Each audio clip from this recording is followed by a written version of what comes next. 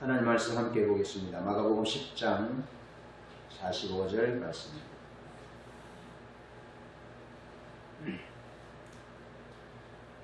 마가복음 10장 45절 우리가 잘 아는 말씀입니다. 아는 음성으로 합독하겠습니다. 시작.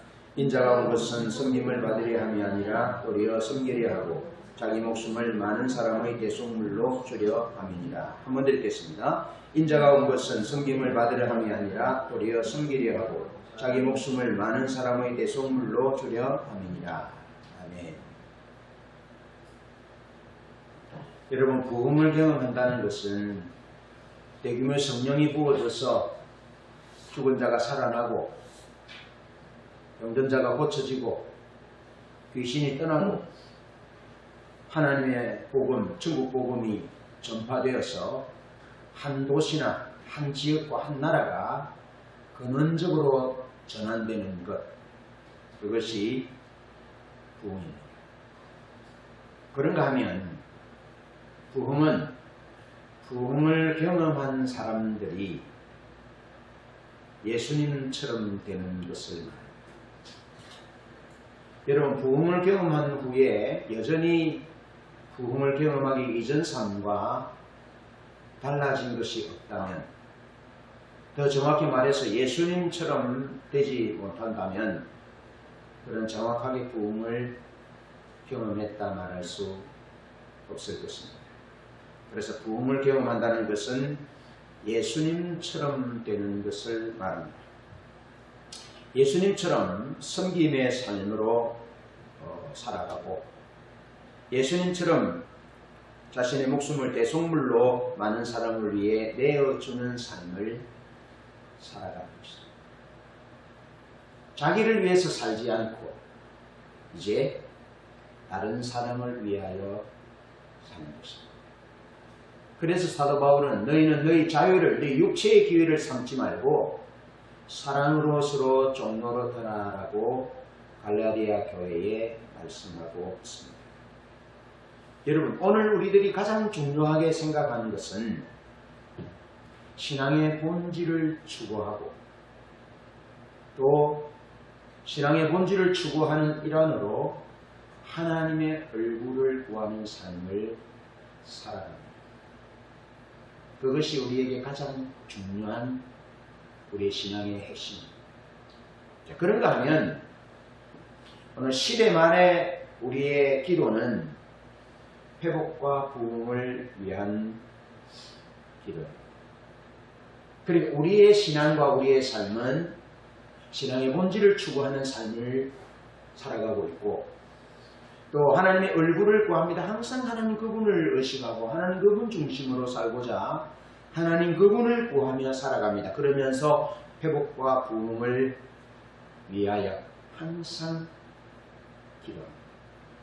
회복과 부흥은 하나님의 약속하신 것입니다. 그렇지만 한 영혼을 구원하기 위한 섬김이 없다면, 한 영혼을 구원하기 위한 섬김과 희생의 마음을 우리가 놓쳐버린다면 우리는 올바르게 주님을 따르는 삶을 살아가고 있지 않는 것입니다. 주님은 죄인을 구원하기 위해서 오셨고 주님은 잃어버린 자를 찾아 이 땅에 오셨고 그 잃어버린 한 영혼, 소외된 한 영혼을 구원하기 위해서 기꺼이 자신의 생명을 대속물로 내어주시고 십자가를 지시고 죽으셨습니다. 주님의 삶의 목적이었던 섬김과 희생의 삶을 오늘 우리가 따라가면서 우리의 신앙과 삶을 근원부터 점검해 보면 좋겠습니다. 먼저 섬김은 주님의 목적이었습니다. 마태복음 20장 28절 말씀에 오늘 본문 말씀과 병행된 구절이 나오는데요. 이 구절에도 인자가 온 것은 섬김을 받으려 함이 아니라 도리어 섬기려 하고 자기 목숨을 많은 사람의 대속물로 주려 함이라고 말씀하고 있습니다. 초대교회는 이 섬김과 대속물로 오신 이 예수 그리스도의 희생을 본받아서 빌립보서 2장 5절로 11절에 바울은 종의 마음, 섬김의 마음이 예수님의 마음이라고 말씀하면서 너희 안에 이 마음을 품으라. 곧 그리스도의 예수의 마음이니 그는 근본 하나님의 본체시나 하나님과 동등됨을 취할 것으로 여기지 아니하시고 오히려 자기를 비어 사람의 모양으로 나타나셨음에 죽기까지 복종하셨다. 종의 모습으로 섬김의 모습으로 오셨다. 그러니 너희 안에 이 마음을 품으라 라고 빌립보 교회에 선포하면서 오늘 우리에게 이 말씀을 전해주고 초대 교회 성도들이 이것을 찬송으로 노래했다. 예수 그리스도 그분의 마음은 종의 마음인데 그분의 마음을 가지자고 그렇게 초대교회가 노래했습니다. 그런가 하면 요한복음 13장 12절로 15절에 예수님은 제자들의 발을 씻어 주셨습니다. 그러면서 예수님께서 말씀하십니다. 내가 선생으로서 너희에게 발을 씻었으니 너희에게 본을 보였다. 그러니 너희도 서로 발을 씻기는 것이 마땅하다. 그렇게 말씀하셨습니다. 발을 씻긴다라는 것은 서로 섬긴다는 것입니다. 서로에게 군림하지 말고 종이 되라 라는 말씀입니다. 섬김의 비밀은 발을 씻어주는 데 있습니다. 발을 씻어준다라는 말은 더러운 것을 대신 닦아주는 것을 말합니다. 섬김의 비밀은 상대방을 빛나게 해줍니다. 예수님은 스승이지만 사랑하는 제자들의 더러운 발을 씻어주시면서 내가 주와 선생으로서 섬김의 모범을 보였으니 너희도 서로 발을 씻어주는 것이 옳다. 너희도 서로 발을 씻어주는 것이 옳다. 그러면서 너희도 행하게 하려고 본을 보였다라고 말씀하십니다. 발을 씻어주는 섬김, 상대방의 더러움을 대신 씻어주는 것, 상대방을 높여주는 것, 상대방의 허물을 덮어주는 것, 그것은 마땅히 해야 할 일이며 그것은 옳은 일이다라고 주님께서 말씀하고 있습니다. 여러분, 당시 예수님 시대 당시 사회의 죄인은 유대 언약 공동체 내에 들지 못한 자로서 한센병자, 장애인, 사마리아인 로마의 앞잡이 세리, 또 다른 신을 숭배하는 모든 이방인들이 유대 언약 공동체에 들지 못하는 죄인이었습니다. 당시의 죄인이었습니다. 이스라엘의 선교를 위해서 추방시켜야 할 자들이 이런 자들입니다. 그들은 곧 버림받은 자들이었고 그들은 곧 길을 잃은 자들이었습니다. 그런데 예수님이 이 땅에 오셔서 섬긴 것은, 예수님이 이 땅에 오셔서 자기 목숨을 대속물로 주신 것은 잃어버린 자들, 버려진 자들을 위해서 섬겨주셨고 주님이 대속물로 자기 목숨을 주셨던 것입니다. 그런데 당시 사회의 죄인 가운데 들지 않는 사람이 어디 있겠습니까? 한센병자, 장애인자, 사마리아인, 로마의 앞잡이, 세리, 다른 신을 숭배하는 이방인. 그러면서 그들이 곧 버림받은 자들이고 그들이 길을 잃은 자들입니다. 유대인도 마찬가지입니다. 그리고 예수님께서 이 땅에 오신 목적은 이 모든 사람들을 섬기기 위해서 자기 목숨을 대속물로 주시면서 잃어버린 자를 찾으시기 위해서, 버림받은 자들을 수용하시기 위해서 용서하시고 허물을 덮어주면서 모든 자들에게 영원한 하나님의 생명을 주시기 위해서 주님께서 오셨고 섬겨주셨던 것입니다.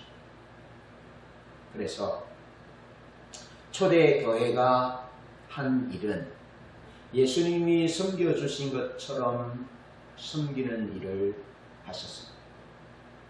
여러분, 성령이 임하고 초대교회가 탄생될 때 어떤 일이 일어납니까? 병자들이 고쳐지고요, 가난한 자에게 복음이 전도되고요, 죽은 자가 살아나고요, 그리고 가난하고 압제당하는 자들이, 잃어버린 당한 자들이 다시 찾게 되는, 교회 안으로 돌아오게 됩니다.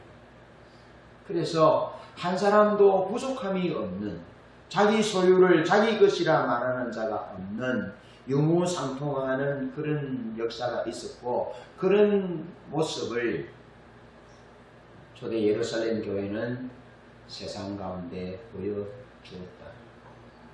섬김의 모습, 다른 사람의 발을 씻어주는 모습, 다른 사람의 필요를 채워주는 모습, 다른 사람들의 억압과 연약함을 치유하고 회복시켜주시는 그러한 모습을 초대교회가 보여줍니다. 예수님이 하신 모습 그대로, 예수님이 잃어버린 자, 버려진 자를 찾아서, 소외당한 자를 찾아서, 하나님의 사랑이 필요한 그들을 찾아서 기꺼이 발을 씻어주며 허물을 덮어주며 높여주며 회복시켜주신 그 예수님의 삶처럼 초대교회가 세상에 그것을 보여주었다. 여러분, 성전을 중심한 사도계인들은 성전에서 의식을 통해서 자기의 욕구와 목적들을 세웠습니다. 바리새인들은 이 외부적으로 세상 사람들과 공유하며 식탁 교제를 통해서 하나님의 믿는 신앙을 보여줬습니다. 구원이 무엇인지를 식탁 교제를 통해서 보여줬는데, 바리새인들은 자기 그룹 내에 들어올 수 있는 사람들과만 식사했습니다. 소위 어렵다 하는 사람들과만 식사했습니다. 식사 예식을 통해서, 공동 식사를 통해서 구원의 백성인 것을 확인했던 거죠. 그렇다면 병자들과 소외당한 자, 잃어버린 자, 버림받은 자, 그들 어떻게 구원 얻어야 됩니까? 그들은 구원받을 만한 길이 막혀져 버렸습니다. 그런데 그들을 주님께서 오셔서 섬겨주심으로, 그들을 위하여 자기의 목숨을 주기까지 섬겨주심으로 그들에게 구원의 길을 열어주십니다. 잃어버린 그들을 주님이 찾아주십니다. 주님이 그 일을 목적하여 오셨던 것입니다. 그렇게 섬기는 것이 주님의 목적이었던 것입니다. 섬김으로 다른 사람을 높여 더러움을 씻어주고 찾아주는, 잃어버린 그들을 찾아주는 그 일이 주님이 오신 목적이었고, 주님은 그 목적을 위해서 살았고, 그 목적이 약해지지 않았고 죽기까지 그 목적이 푸르게 살아있었던 것이죠. 그러면서 주님이 제자들에게 본을 보이셨고, 주님으로부터 본을 받은 제자들이 꼭 예수님처럼 섬기는 삶을 살았던 것입니다. 그래서 초대교회, 예루살렘 교회는 예수님이 사셨던 것처럼 그런 삶을 살았다. 섬김과 기꺼이 이스라엘 사회를 위하여, 잃어버린 자를 위하여 친히 섬기고 대성물이 되어주는 그런 삶을 초대교회가 살았고, 그런 아름다운 모습을 세상에 교회가 보여주었다. 그래서 교회는 세상에 예수님을 보여주고, 예수님이 사신 삶을 보여주고, 예수님의 목적을 보여줍니다. 그래서 세상은 예수님을 보았고 예수님의 목적을 보아서 교회 안으로 돌아갑니다. 여러분, 우리가 많이 기도하고 신앙의 본질을 추구하고 그렇게 합니다. 회복과 부흥을 위하여 기도합니다. 잘합니다. 그렇게 하셔야 합니다. 그런데 그것이 무엇을 목적하는가? 그것은 하나님의 목적, 예수님의 목적을 목적할 때 그것은 완성되는 것입니다. 우리가 신앙의 본질을 추구하고 하나님의 얼굴을 구하고 회복과 부흥을 위하여 기도할지라도 하나님의 목적인 섬김과 희생의 삶을 살기를 거부한다면, 그런 삶을 살아가지 않는다면 어쩌면 우리는 예수님 시대 바리새인들처럼, 사두개인들처럼 성전 중심으로, 식사 중심으로 자기들 사람 맞는 사람들끼리 살았던 그들과 다를 바가 없는 그런 우리의 신앙이 되고 말 것입니다. 그래서 로마서 5장 6절로 10절에는 이렇게 말씀합니다. 우리가 아직 연약할 때에, 우리가 아직 경건하지 않을 때에, 우리가 아직 죄인 되었을 때에, 우리가 하나님과 원수 되었을 때에 예수님께서 죽기까지 우리를 섬겨주셨음을 말씀해 주고 있습니다.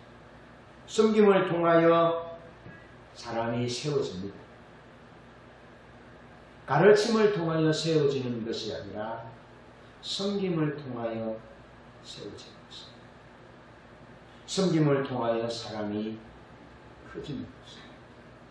그래서 큰 나무 밑에 또 큰 나무가 생깁니다. 예수님은 가장 크신 분이셨고 큰 나무셨습니다. 그런데 주님이 제자들을 어떻게 섬기셨습니까? 너희들은 나보다 더 큰 일을 할 것이다 라고 말씀하셨습니다. 세상은 그렇지 않습니다. 세상은 그런 논리를 펼치지 않습니다. 그러나 주님은 너희는 나보다 더 커질 것이다. 커져야 할 것이다. 더 큰 일을 할 것이다. 성령이 오시면 나보다 더 큰 일을 할 것이다 라고 말씀하셨습니다. 그러나 주님은 철저하게 제자들을 섬겨주셨고, 주님이 제자들을 섬겨주신 까닭에 제자들이 큰 사랑으로 세워졌던 것을 성경은 우리에게 말씀해 주고 있습니다. 여러분, 요셉은 두 가지 영역에서 섬기는 사람이었는데요. 창세기 39장부터 41장에 보면 요셉은 하나님의 비전을 받은 사람인데요. 그는 어릴 때부터 하나님의 비전을 받았고 그 비전 때문에 형들의 시기에 의해서 애국으로 팔려가게 됩니다.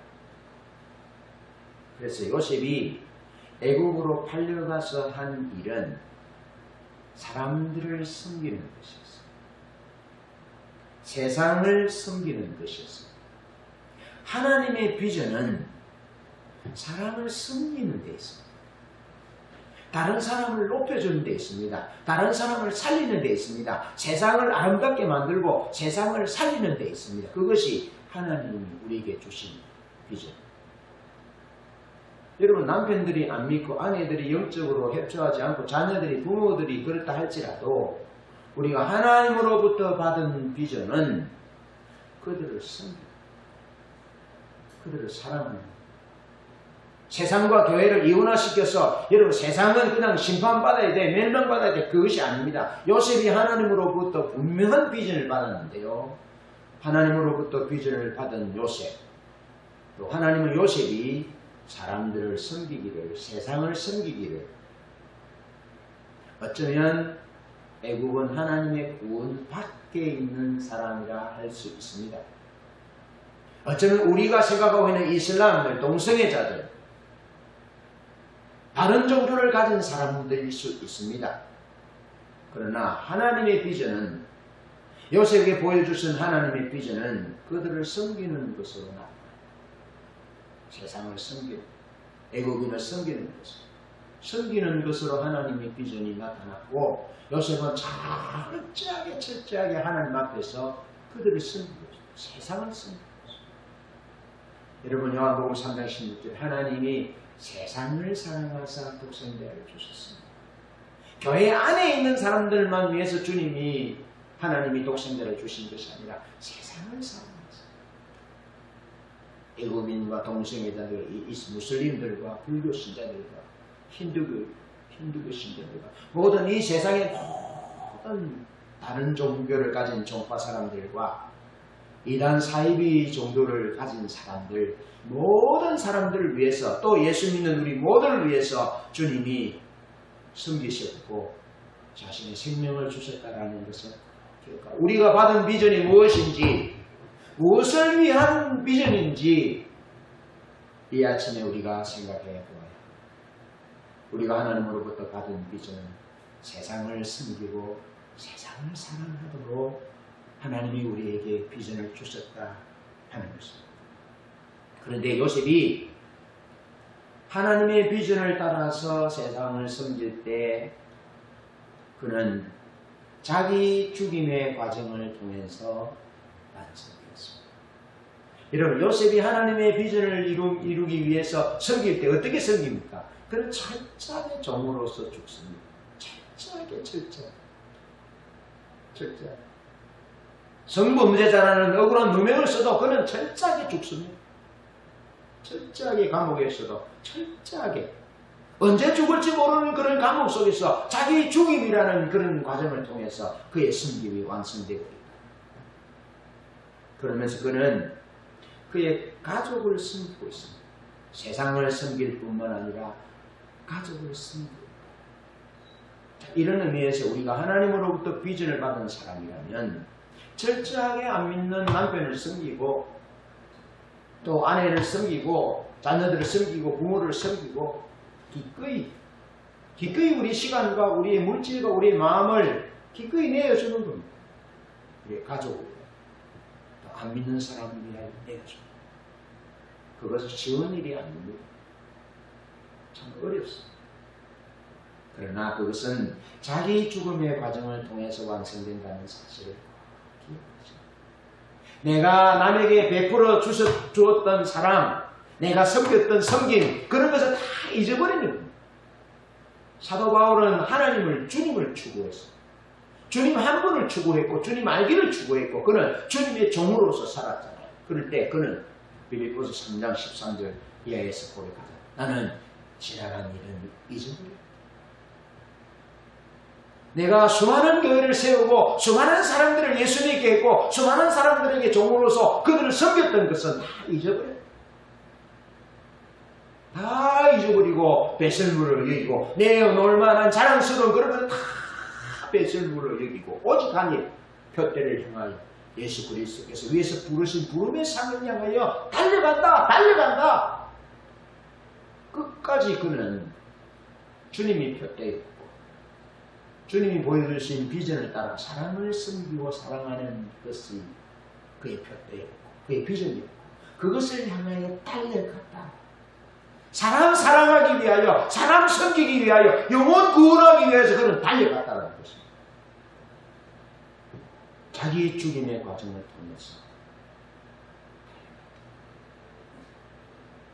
저는 가끔씩 무너질 때가 있는데요.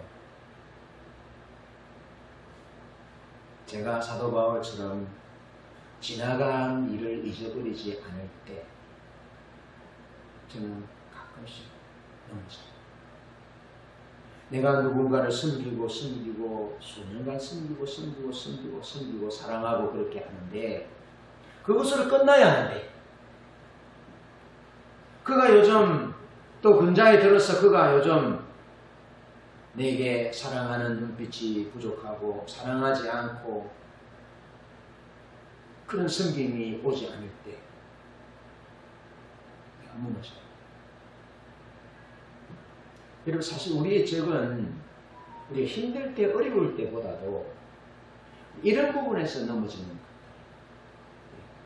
그래서 제가 말씀드린 것이 섬김은 주님의 목적이었다. 주님의 섬김은 환경 때문에 변하지 않았습니다. 바뀌지 않았습니다.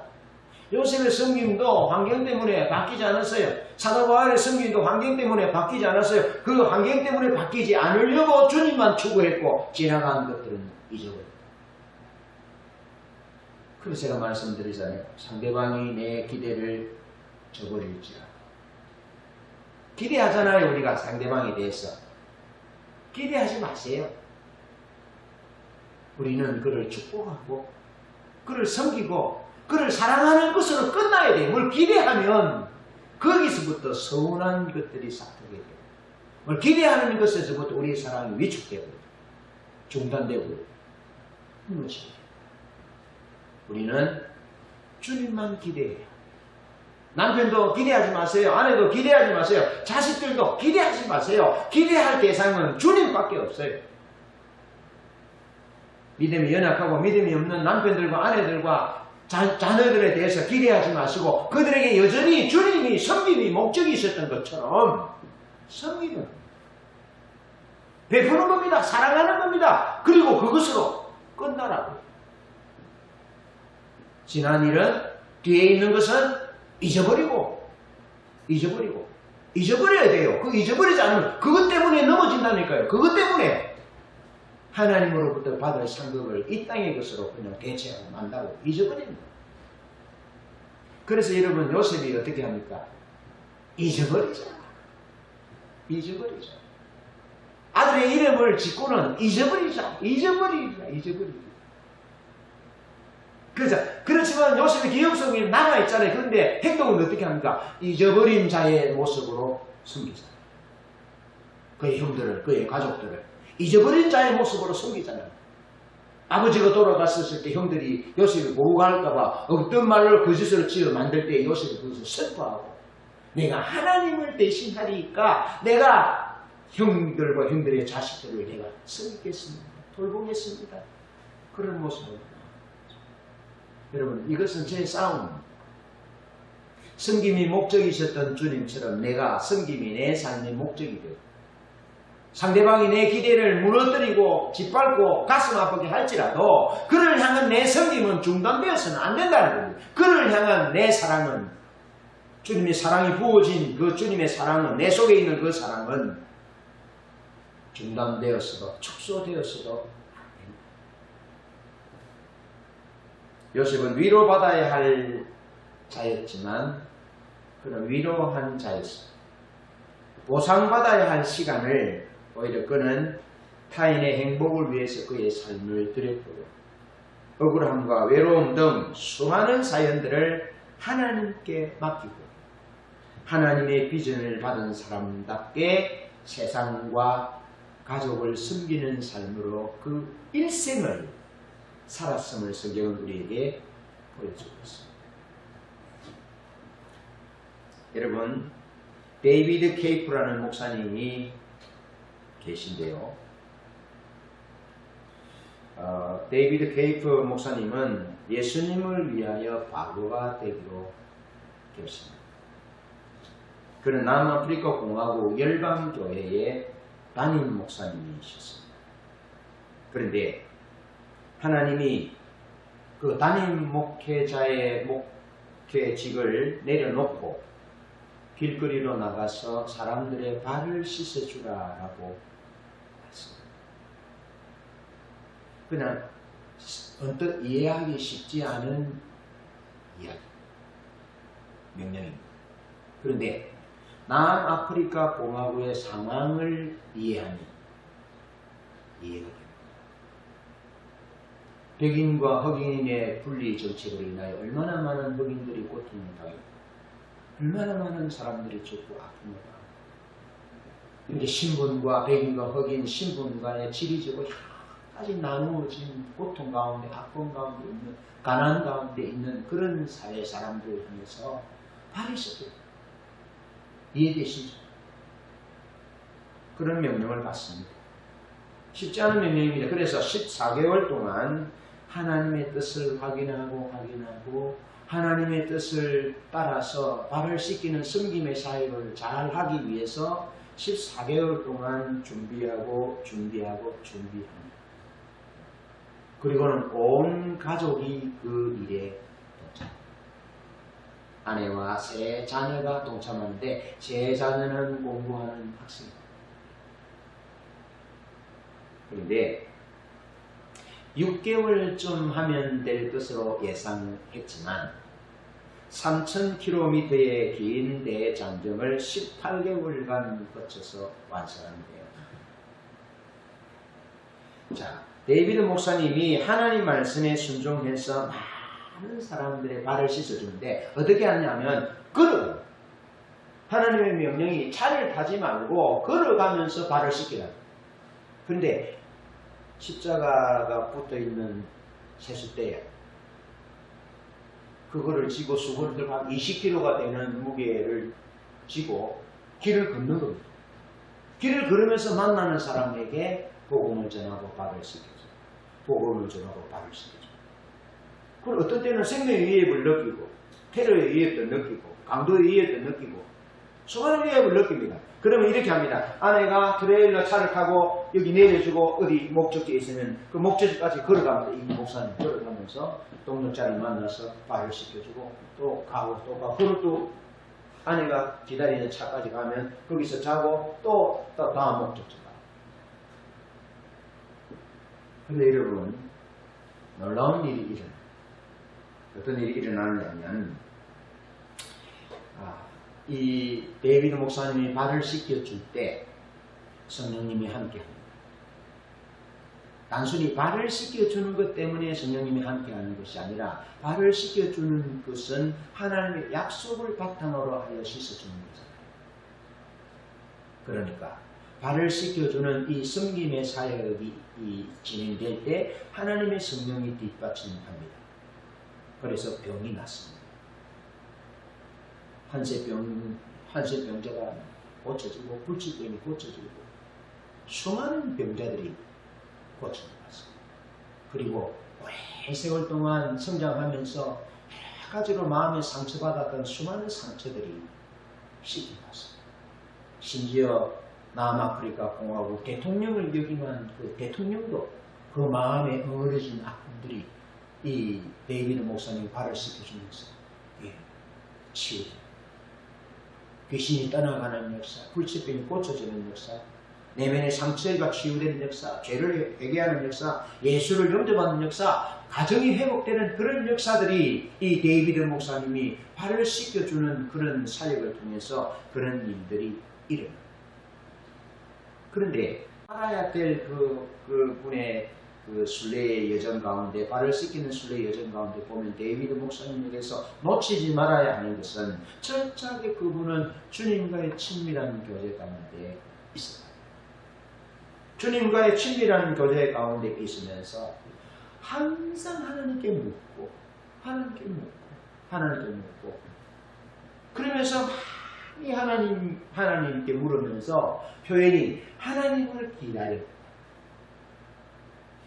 하나님께 묻고 친밀한 교제 가운데 하나님께 묻고 하나님 무슨 일을 하시려고 나를 이곳으로 이 일로 인도하십니까? 이 도시로 인도하십니까? 이런 환경으로 나를 인도하십니까? 무엇을 하시려고 그러십니까? 무슨 말씀을 하시려고 그러십니까? 그러면서 철저하게 하나님께 묻고 어떤 때는 하나님이 어떤 의도에 따라서 여러분 우리가 어떤 의도를 가질 때 우리가 아이들에게 당장 말해주기도 하지만 말씀을 안 해줄 때도 있잖아요.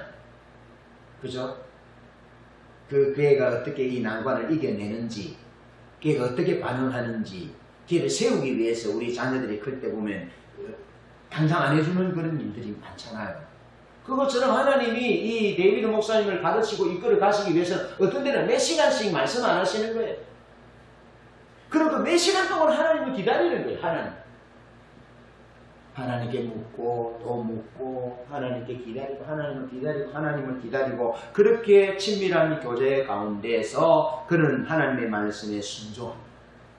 그리고 하나님의 말씀대로 발을 씻기는 섬김의 삶으로 나타나고 그리고 그것이 기적을 불러오게 됩니다. 그렇게 하나님과의 친밀한 교제 가운데서 그가 했던 기도는 순종 가운데 죽는 것이 불순종 가운데 사는 것보다 낫다. 그러면서 승리. 그러면서 내 삶의 어떤 부분도 하나님의 뜻에 벗어나지 않게 해달라고 그는 하나님 앞에 철저히 기도하고 하나님을 기다리고 친밀한 교제 가운데서 살아갑니다. 많은 물음과 하나님을 기다리는 결론이 무엇이냐? 그것은 작은 예수로 살아가는 발을 씻기는 순종의 삶으로 살아가는 다른 사람의 더러움을 씻어주는 것, 다른 사람의 발을 씻어주고 그 사람의 아픈 마음을 씻겨주면서 그를 하나님 사람 되게 하는 것, 하나님의 백성 되게 하는 것, 구원받게 하는 것. 하나님의 사랑을 알게 하고 하나님께로 돌아오게 하는 것. 그것이 이 데이비드 케이프 목사님이 섬기는 이유였고, 하나님과의 친밀한 사랑이 교제, 하나님을 기다리고 많이 기도하는 결론이 발을 씻겨주는 결론으로 나타납니다. 그 결론이 사람을 구원하는 것으로 나타났다는 것입니다. 그 결론이 마음의 상처를 치유하고 질병을 고쳐주고 그 사람을 하나님이 원하시는 자유의 삶으로, 건강한 삶으로 회복시키는 것이 주님의 친밀함을 구하고 주님을 기다리고 기다리는 결론이었다는 것입니다. 이 데이비드 목사님의 중심에는 하나님을 섬김과 세상과 가족을 섬기는 그 섬김이 철저하게 균형을 이루고 있다. 사랑하는 성도 여러분, 왜 하나님의 얼굴을 구합니까?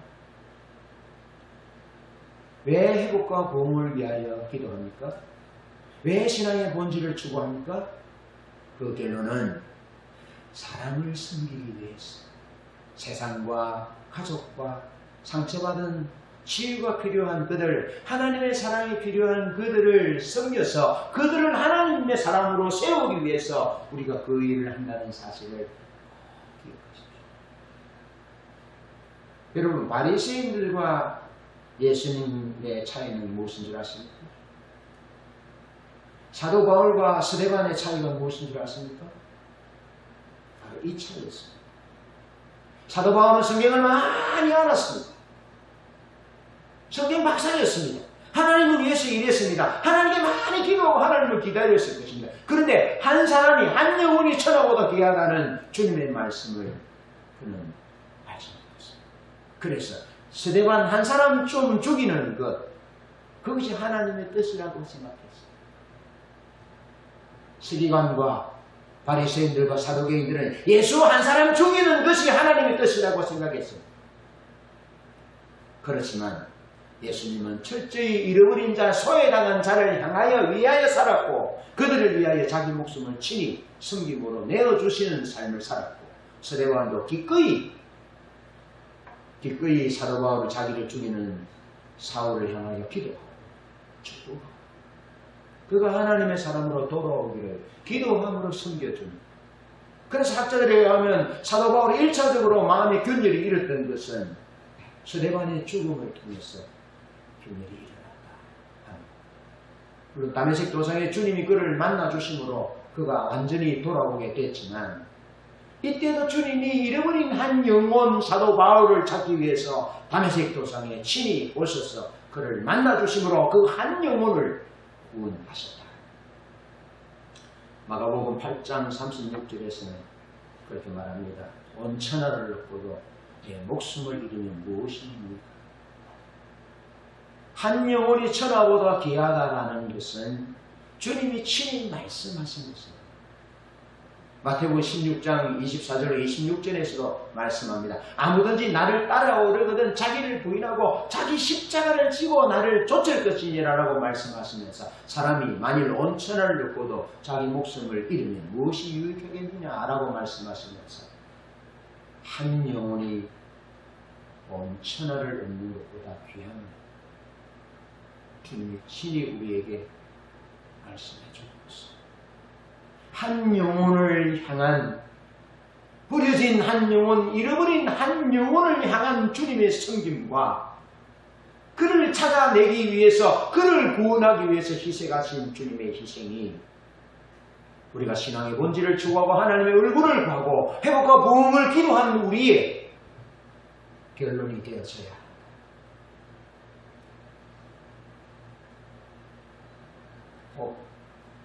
그 길로 여러분을 쫓아요. 제가 이 부분을 놓쳤더라고요. 주님이 형과 보응으로 오시면 그분이 능력으로 하겠지라고 생각했는데, 그것은 한 달란트 받은 자의 가치관처럼, 한 달란트 받은 자의 가치관을 조리해야 된다고 설교했지만 나도 모르는 사이에 한나가 더 받은 자의 가치관이 내 속에 스물스물 드러나옵니다. 그래서 섬김이 목적이었던 그 주님의 목적이 약화되고 그러한 내 삶의 모습을 바라보게 되었습니다. 여러분 그렇게 결론 내기를 축복하고 그렇게 살기를 축복하고 그렇게 섬기기를 축복합니다.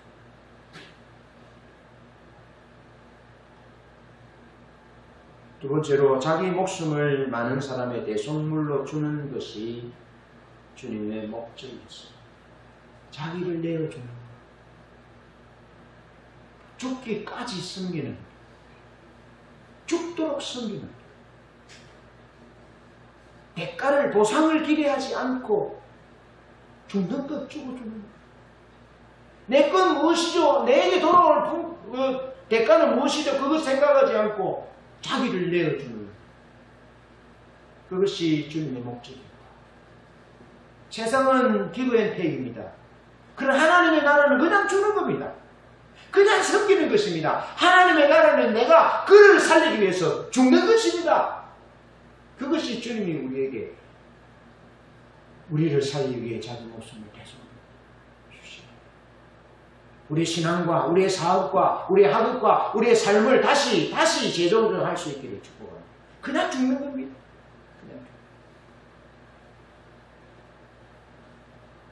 주님의 섬김은 죽음으로 이어집니다. 이 죽음이 부활로 이어집니다. 요한복음 12장 23절 24절에 이렇게 말하죠. 24절에 하늘의 밀이 땅에 떨어져 죽지 아니하면 하늘 그대로 있고 죽으면 많은 열매를 맺느니라. 죽음이 있는 곳에 생명이 살아난다는 의미입니다. 죽지 아니하면 하늘 그대로 있고 죽으면 많은 열매를 맺느니라 라고 했습니다. 돈이 힘이 자기 자신이 신이 된 시대에 살아갑니다. 돈을 위해서 권력을 위해서 자기 자신을 위해서 건강이나 미모나 자기 가정 그것을 위해서는 수단과 방법을 가리지 않는 세계 이 시대 온갖 것들이 우리의 눈과 우리의 마음을 빼앗는 시대 그래서 우리의 목적을 흐려지게 만듭니다. 우리가 살아가는 이유를 흐려지게 만듭니다. 우리는 죽음의 존재입니다. 죽을 수밖에 없는 존재입니다. 그러나 죽을 수밖에 없는 존재인 우리가 영생이신 생명이신 하나님 그분을 통해서 다시 나기를 원하는 것이 하나님의 뜻인데 세상은 여러 가지 화려한 것들로 세상은 여러 가지 우리의 필요한 것들 추구하는 것들 그런 것들을 통해서 그 하나님의 목적을 놓치게 만든다. 하나님의 목적. 그러면서 여러분 교회도 이는 하나님의 일이 땅에 떨어져 죽지 아니하면 이 자기 희생에 대한 목적들이 주님의 목적이시는데 교회의 목적도 자기 희생이 주님처럼 목적이 되어야 되는데 목적이 약해졌어요. 약해 죽지 않습니다. 죽으려 하지 않습니다. 그럼 십자가 복음이 무엇입니까?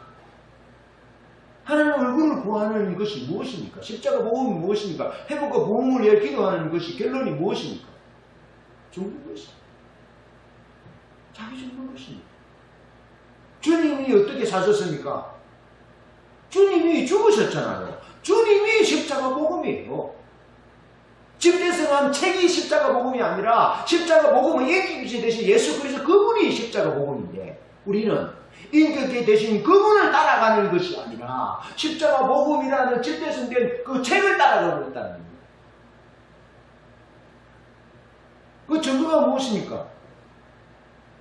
책을 따라가다 보니까 주님처럼 십자가 안 져요. 이 교회에서 저 교회로 옮기고 저 교회에서 이 교회로 옮기고 더 기도살기 더 대단한 곳으로 옮기고 더 능력이 많은 곳으로 옮기고 그것은 인격에 되신 주님을 따라가는 신앙이 아니라 집대성한 십자가 복음이라는 책을 따라가는 이론을 따라가는 주님은 절대로 그렇게 사시지 아니하셨습니다. 우리 초대교회 우리 믿음의 선배들이 십자가 복음이라는 신앙의 본질이라는 이런 이론에 대해서는 몰랐지만은 그들의 삶 가운데 놀라운 역사가, 성령의 역사가 나타났잖아요. 왜 그랬습니까? 그는 인격계 대신 복음이신 예수 그리스도 그분의 가르침대로 죽었거든요. 자기가 섬기는 교회를 위해서 죽었고, 자기 가족을 위해서 죽었고, 자기 공동체를 위해서 죽었고, 자기를 필요로 하는 사람을 위해서 기꺼이 사랑하면서 죽었던 거죠. 자기가 책임졌던 거죠. 그래서 하나님의 뒷받침하신 거예요. 하나님의 역사와 능력이 나타납니다. 오늘 본문은 정확 분명하게 말하죠. 하나님의 밀이 땅에 떨어져 죽지 아니하면 하나님을 그대로 잊고 죽음의 많은 열매를 맺는다. 주님이 하나님의 밀이 땅에 떨어졌고 죽었고, 그래서 십자가에 죽으셨고 부활하셨고 승천하셨고 재림을 약속하셨고, 그를 따르는 12제자는 어땠습니까? 다 죽었어요. 죽었다니까요. 교회를 위하여, 하나님의 백성들을 위하여 죽었고, 수많은 하나님의 사람들의 삶은 또 어땠습니까? 죽었어요.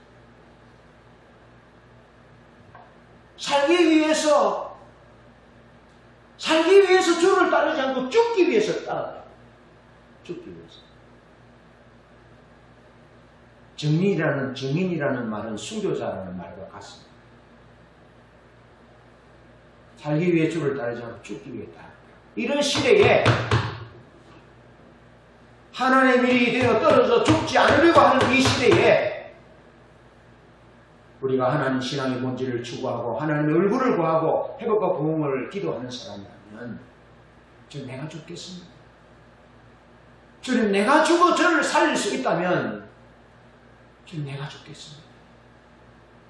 주님 내가 죽어서 이 사회를, 이 국가를, 이 교회를, 내 가정을 살릴 수 있다면 기꺼이 주님처럼 내가 대소물로 내 목숨을 내어놓는 자리에 가겠습니다. 이 신앙을 우리가 회복해야 됩니다. 이 신앙. 이런 자세를 회복해야 된다고. 이런 자세. 데이비드 크레이프 목사님 어떤 때는 시궁창에 무릎을 꿇고, 시궁창에 자기 죽음이 아니면 들어갈 수 없잖아. 시궁창에 그냥. 누가 시궁창에 들어갑니까?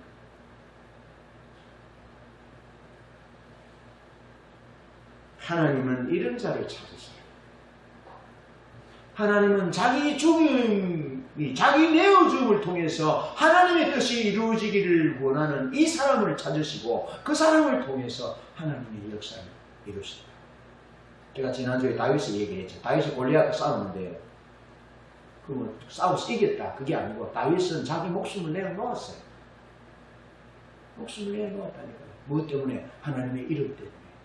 이스라엘 군대에 하나님의 이름이 짓밟히는 것 때문에 자기 목숨을 내어놓았다. 그러면서 자기 목숨을 내어놓으면서 이스라엘을, 자기 형을 비롯한 그 이스라엘 군대를 살리려고 블레셋으로부터 하나님의 또 성인, 하나님의 나라와 하나님의 백성들을, 하나님의 언약궤를 지켜드리려고 목숨을 걸었다.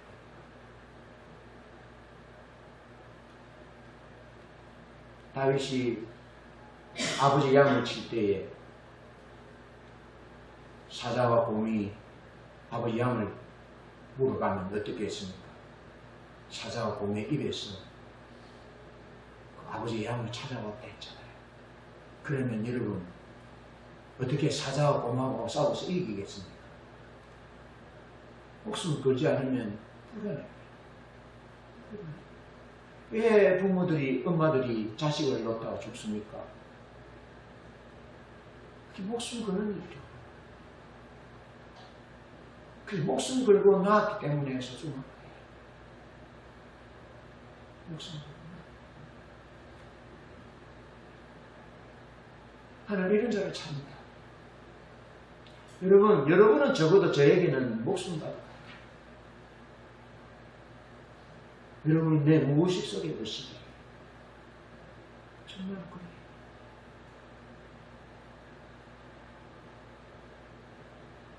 주님이 우리를 사랑하는 것만큼은 못 따라가겠죠. 적어도 어쨌든 주님은 이런 자를 찾으신다고요. 주님 내가 이 십자가 지겠습니다. 내가 기꺼이 대속물로 내 삶을 내어놓겠습니다.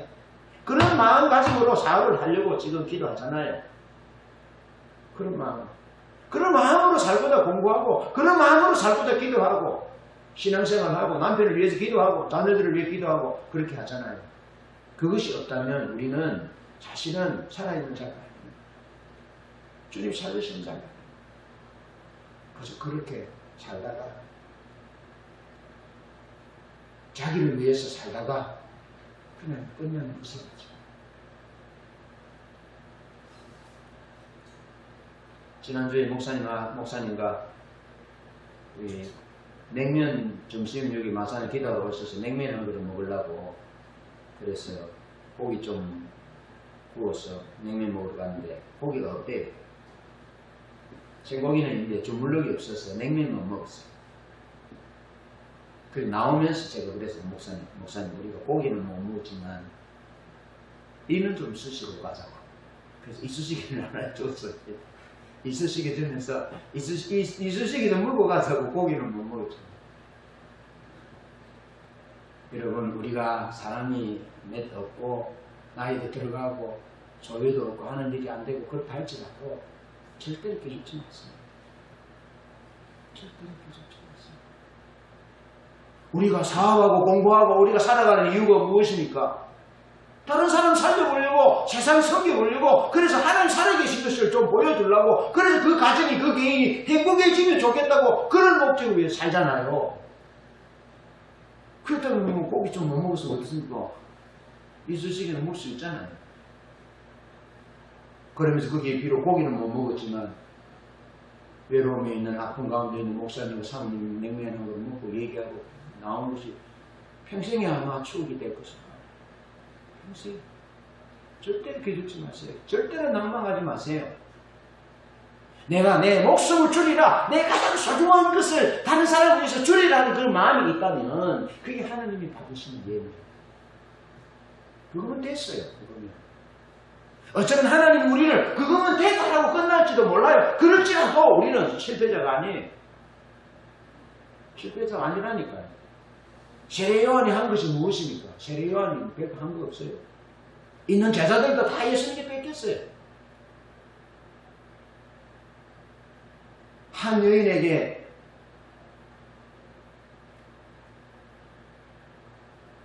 목숨이 날아가잖아요. 목이 날아가잖아요. 이런 것은 없어요.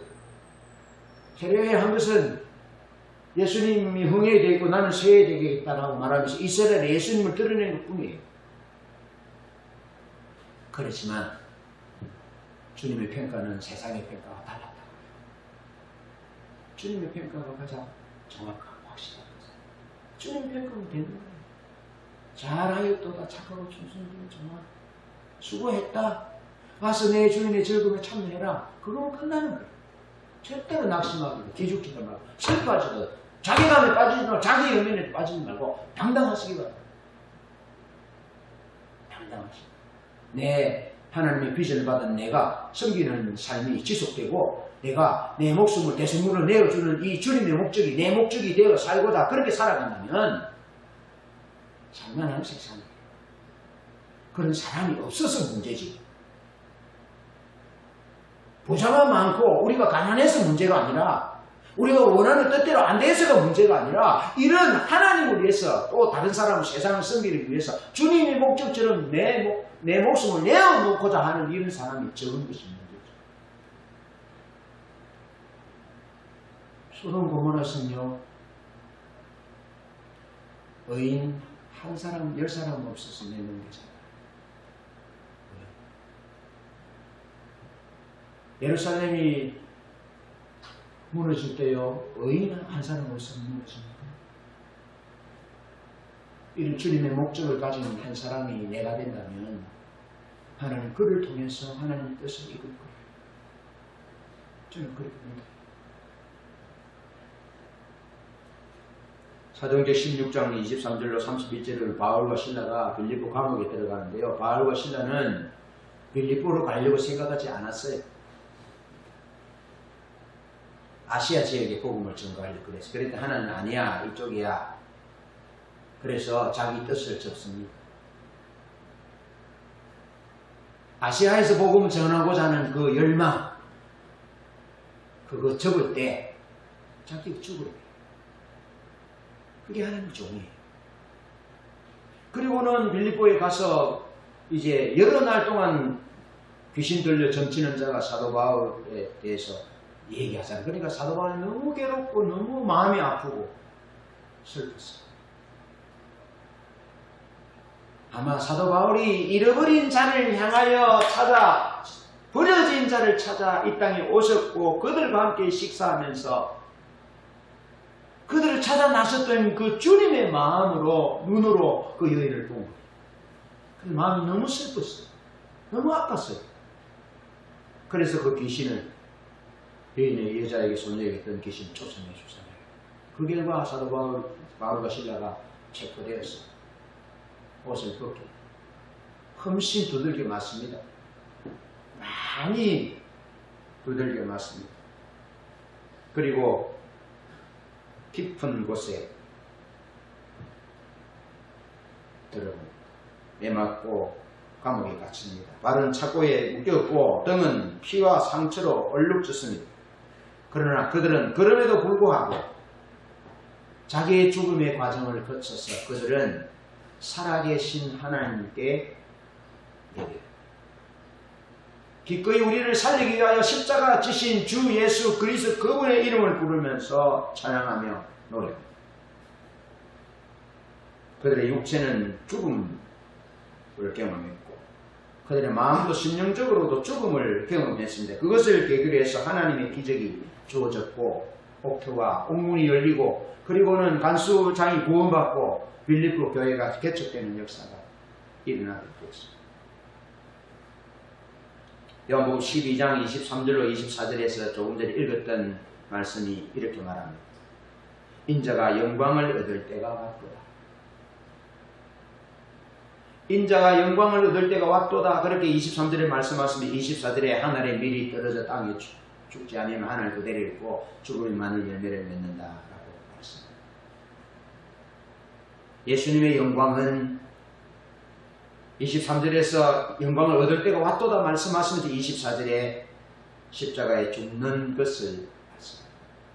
주님의 영광은 십자가에서 죽는 것, 자기 목숨을 많은 사람을 위하여 대속물로 주는 것이 주님의 영광입니다. 여러분, 저의 영광은 목회자로서 명예롭게 죽는 것입니다. 목회자가 기본적으로 가져야 할 중심 자세와 삶의 천빈과 진실과 거룩함을 가지고 사는 것. 내가 목회 현장에 있을 때 하나님 앞에 정직하게 진실하게 하나님의 종으로서 살다가 또 그렇게 내 생애가 끝나는 것, 그것이 내 영광입니다. 내가 사업하는 사람이나 어떤 정치하는 사람이나 어떤 세상 사람들이 추구하고 목적하는 그 영광을 내가 목적한다면 나는 타락한 종입니다. 그런 종이 아니기를 기도해 주시오.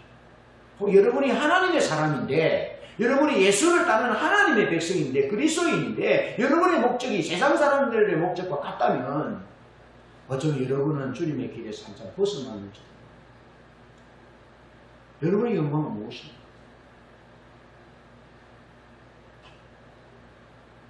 여러분이 영광의 십자가가 있기를 바랍니다. 여러분의 삶에 여러분이 하나님의 밀이 되어 떨어져 썩어 죽는, 그래서 여러분으로 인해서 많은 사람들이 주님 앞으로 돌아오고 구원 얻는, 여러분으로 인하여 수많은 사람들이 하나님을 바라보고 가정이 회복되고 행복한 가정이 되게 하는 것, 그것이 여러분의 영광이 돼요. 그렇지 않다면 세상에서는 성공했을지 몰라도, 세상 사람들이 볼 때는 대단하다 할지 몰라도 하나님 앞에 섰을 때는 별 칭찬이 없어요. 그건 우리의 영광이 아니기 때문에 그렇습니다. 여러분, 예수님은 이 세상에 살았던 분 중에서 가장 성공적이면서도 가장 승리하신 인생을 사셨어요. 인정하죠? 그러나 예수님이 지상 최고의 성공적인 순간은 죽음의 순간이었어요.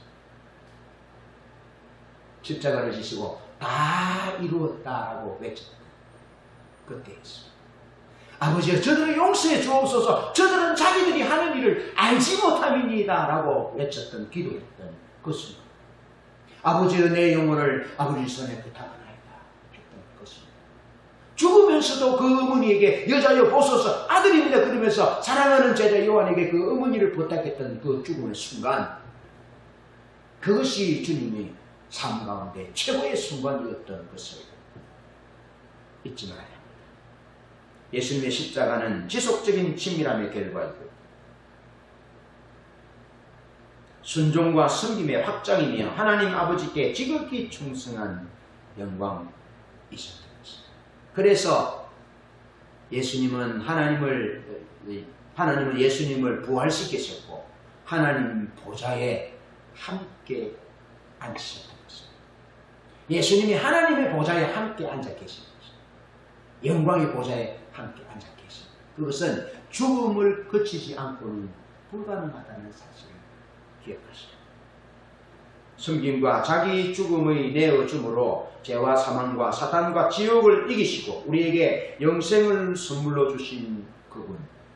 그래서 모든 무릎을 예수 그리스도의 이름에 꿇게 하신 그 영광, 그것이 예수님이 자기 내어준 대성물로 내어줌으로 얻었던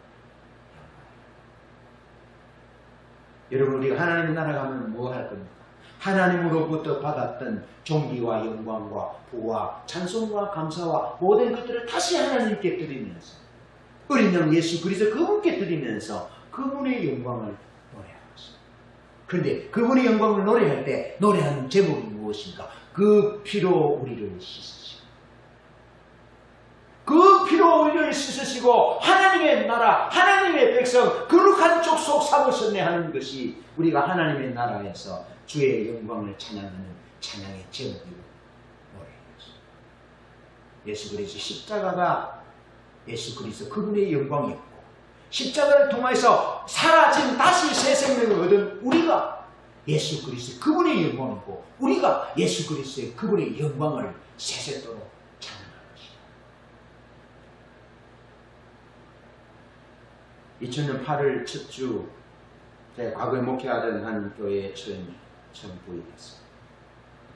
그때 제가 드렸던 기도의 감동을 제가 지금도 기억합니다. 어떤 교회가 어떻는지 뭐 대우가 어떻는지 환경이 어떻는지 물어보고 가지 않습니다. 저는 하나님이 가라 하시면 그냥 갔습니다. 기도하니까 많이 눈물을 흘려야 되겠다라고 감동, 많이 울어야 되겠다라고 감동했습니다. 그런데 그 의미가 무슨 의미인지를 정확하게 몰랐습니다. 나중에 알고 보니까 제가 말씀드린 대로 교회에 수년 동안 교회가 나누어지고 아픔이 있고 목회자들이 쫓겨가고 교회 간에도 싸움이 있고 물질적인 것에 여러 가지 인해서 파벌이 있고 싸움이 있는 이런 것 때문에 많이 울어야 된다라는 감동을 주신 것입니다. 그러면서 어느 날 거기서 목회한 3년 반쯤 했을 시점에 하나님이 제게 이렇게 말씀하셨습니다. 제가 십자가를 지지 않으려고 그런 생각이 들어왔습니다. 그러나 하나님은 제 길을 막으시면서 이렇게 제게 말씀하셨습니다. 정 목사, 네가 이 고질적인 문제를 해결해. 네가 십자가를 져라. 그래서 제가 그 의미가 무슨 의미인지 알고 예, 주님 알겠습니다. 제가 십자가를 지겠습니다. 그러면서 내가 덧붙인 기도가 있습니다. 하나님, 내가 하나님의 몸된 교회를 지키기 위해서 내가 내 목숨을 걸겠습니다. 그렇게 기도했습니다. 그러니까 목숨을 걸겠다고 기도한 그 이상 두려울 것이 없었습니다. 그래서 나는 섬김으로 사랑하려고 했지만 돌아오는 것은 공급유용이라는 제목으로 또 그래서 경찰에게 어떤 소명 자료를 제출했어요. 내 의지와 상관없이 교회 중직들이 교회 돈을 유용하고는 검찰에 고발되니까 이제 그제서야 내게 책임을 지라고 도장을 찍고 그래서 내가 책임을 졌습니다. 내가 하나님과 하나님의 목적과 하나님의 교회를 위해서 목숨을 걸겠다고 했을 때 나는 죽었잖아요. 내게는 명예가 없는 거예요. 내 명예도 내 목숨도 다 죽은 거잖아요. 그리고 서러울 것도 없었어요. 그러니까 기꺼이 교회 중직들이 잘못한 것도 가서 내가 잘못했습니다. 검사 앞에서 내가 잘못했습니다. 경찰서에 뭐 이렇게 제출해 내는 것도 거짓으로 하지 않고 하나님이 도와주셔서 정확하게 내고 죽었어요. 그래서 벌금 전과를 2개를 받았고 폭행을 당해 갈 데가 없어서 컨테이너에 뒤에서 하나님만 바라보고 수밖에 없었던 그런 분들이 있습니다. 노예로부터 많은 선배들과 동료들과 후배들부터 많은 지탄을 받으면서 쫓겨났다는 얘기도 그렇습니다. 그건 쫙 있지 않습니까? 그러면서 3년 후에 모든 것이 정리되고 교회는 평안했었습니다. 지금까지도 교회가 평안합니다. 옛날처럼 그런 고질적인 문제들이 다시 되풀이되지 않습니다. 그리고 그 교회에 2번 가서 교회에 축사하고 행사 있을 때 축사하고 축복하고 설교 그렇게 했어요. 여러분 이 모든 문제들이 다 해결된 후에 저에게 돌아온 영광은 교회가 평안해진 것 그것을 만족했습니다. 그리고 저는 개척하러 나왔습니다. 제가 이 선한목자 교회에 다니고 있잖아요. 이게 제 영광입니다. 윤미 집사님, 송민수 집사님, 이신우 집사님, 김은자 집사님, 은정님 몇 사람 되지 않습니다. 그러나 여러분이 제 영광입니다. 선한목자 교회가 하나님이 내게 교회를 지키기 위해서 내 목숨을 걸고 십자가에 졌음으로 그 결과로 주신 교회가 선한목자 교회. 그래서 대우 좋고 많은 사람들 대도시의 교회에서 나를 청백하고 오라 해도 나는 그것이 소중한 것이 아니라 하나님이 내게 영광을 주신 이 교회가 소중하고 하나님이 내게 영광을 주신 여러분 한 사람 한 사람이 소중하기 때문에 내가 그토록 꿈에도 가고 싶은 교회의 장로님들에게 뭐라 했는 줄 아세요? 장로님, 교회의 규모나 교인들의 규모나 대우나 여러 가지를 하면 우리 교회와 장로님 섬기는 교회가 비교할 수가 없지만 나는 내게 몇 사람이 아니지만 내 소중한 분들을 두고 갈 수가 없습니다. 라고 얘기했어요. 왜? 나는 내 영광을 내 스스로 던져버릴 수 없는 존재입니다. 하나님이 내게 영광스럽게 여러분을 교회를 주셨기 때문에 영광스러워. 그래서 내 벌금 전과 이 2개 있었다 했잖아요. 제가 전과자에 공직에 나가기 너무 어려워요. 그렇지만 그게 내 영광이에요. 교회를 지키고 하나님의 사람들을 지키고 하나님의 몸된 교회를 지키기 위해서 하나님이 내게 정오사 네가 십자가를 져야 되겠다 할 때 예 하나님 내가 십자가를 지겠습니다라고 응답했고 그것으로 인해 3년 후에 하나님이 승리를 주셨던 것. 그래서 그 전과도 내게 하나님이 주신 영광이에요.